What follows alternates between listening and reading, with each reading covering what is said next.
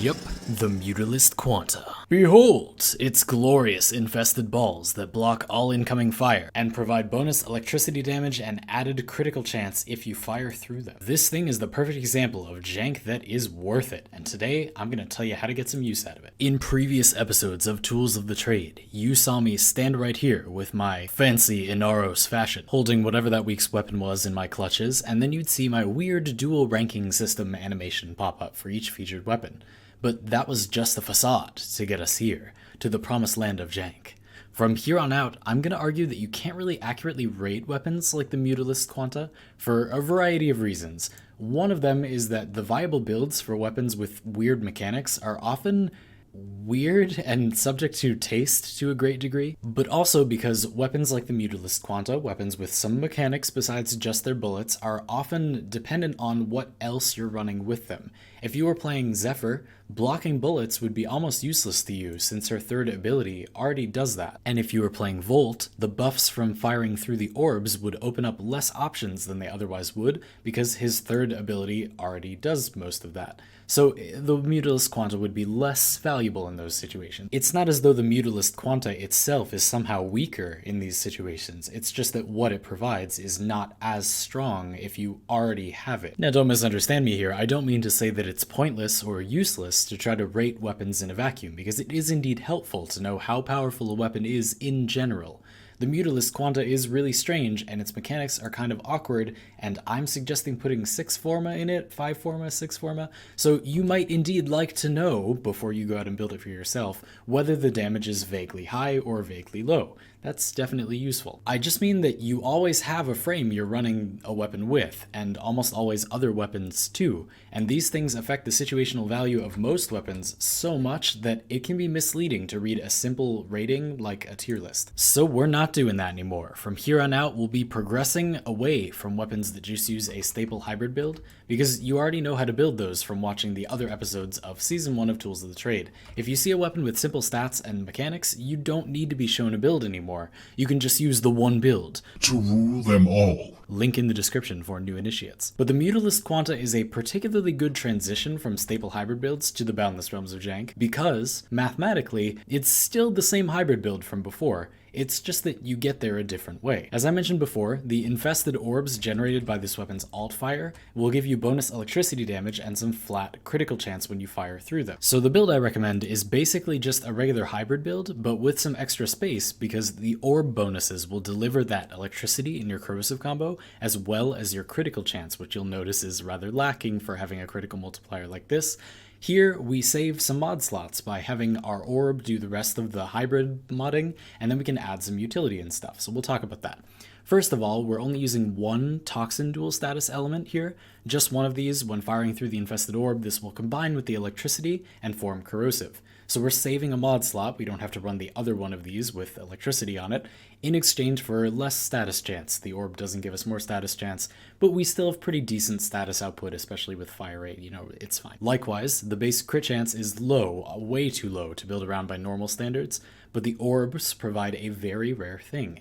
Additive critical chance. This means that the critical chance increase is not affected by the weapon's stats or mods. You just get a certain increase to your base critical chance. This is not how most mods work, where they multiply what you have. This just gives you something. And you've been noticing that when I've been shooting, the weapon is critting plenty. It's somehow got great critical chance. Additive critical chance is very strong. When we talk about using these orbs with other weapons, this will prove even more powerful, and for now, that additive critical chance is big enough to make crits a viable additional multiplier in this build, so I've added Vital Sense to take advantage of those crits when firing through an orb. Now obviously that build means that this is going to be awful if you don't fire through an orb, so we'll talk about that in a minute. But for the rest of the mods, you'll have noticed that I'm using the extra space to fit in spring-loaded chamber and primed fast hands.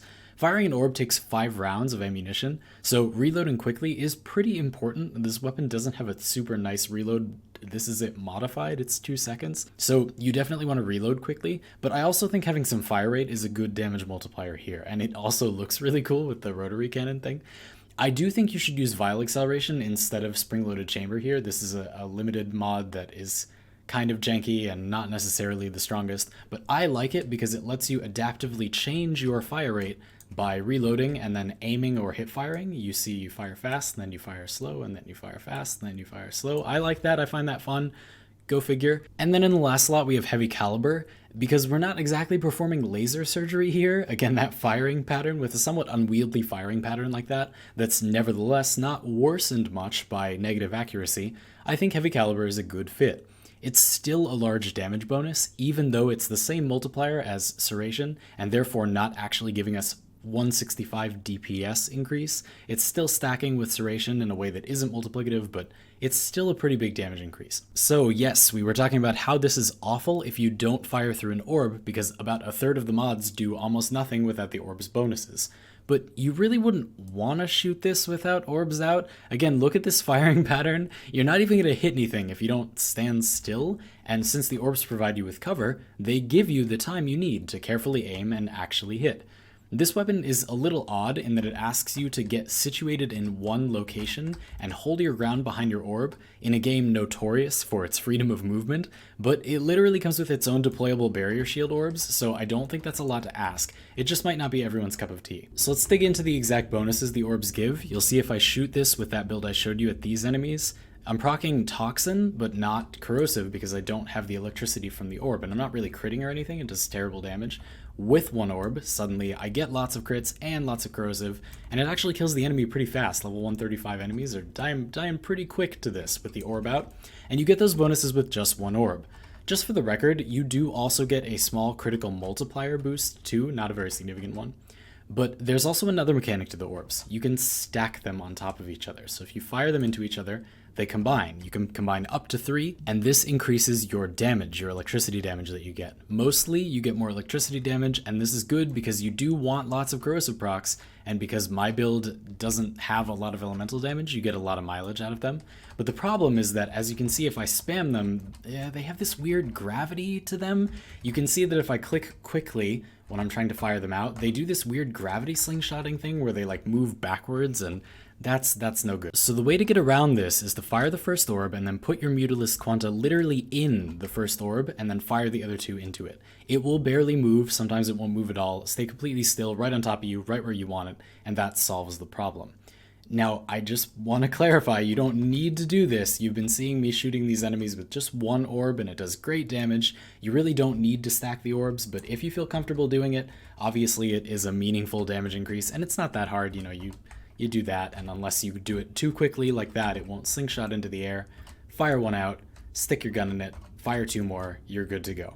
Not too bad. And I briefly mentioned this before, but the orbs do have a forced radiation proc if you touch enemies with them, so you can fire one into a group of enemies like a little bowling ball for a quick panic distraction, full of utility, and we haven't even gotten into the possibilities when you use the orbs with other weapons.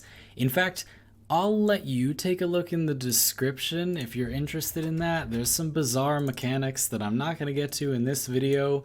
Not going to touch on them in this video, but definitely check out the description for more of those unique mechanics with certain other weapons that don't crit innately, or even other Warframe powers. This video is already wicked long for this series. You get the point. The Mutalist Quanta is dank jank, and I hope it makes sense how the orb kind of completes your normal hybrid build, giving you some more slots for utility and other DPS increases and stuff. Just keep in mind that free space is not always so great. Your weapon needs to have things it could make use of that it's not fitting into its normal build for the extra space to be of value. Yes, a hypothetical weapon with no crit stats and no status has a lot of space for other stuff, but that other stuff is a lot worse than critical mods and dual status elements would be on weapons that support them, so you aren't getting much out of those supposedly open mod slots. People often ask for more mod slots to be added to the game so we can have more build options, but this would have the severe side effect of disproportionately buffing weapons that are already strong, because most of those weapons are strong due to supplemental stats, and that means they'll have more mods that are more worth using on them. That means if they gain more mod slots, they get more out of those mod slots than other weapons would. This would contextually nerf everything that isn't already good, because those things lacking supplemental stats will have less mods worth using, meaning they can make less good use of the additional mod space. Still, as long as the weapon has plenty of strong modding options available, it can be powerful to gain some extra build space. So my Mutalist Quanta build also shows off some examples of useful things you can put in open build slots. You'll see a lot more of those going onward to Season 2 coming soon. I've been Zandy, and you've just consumed Tools of the Trade Season 1 Episode 6, the season finale on the Mutalist Quanta. I hope you enjoyed it as much as I did. See you on the other side.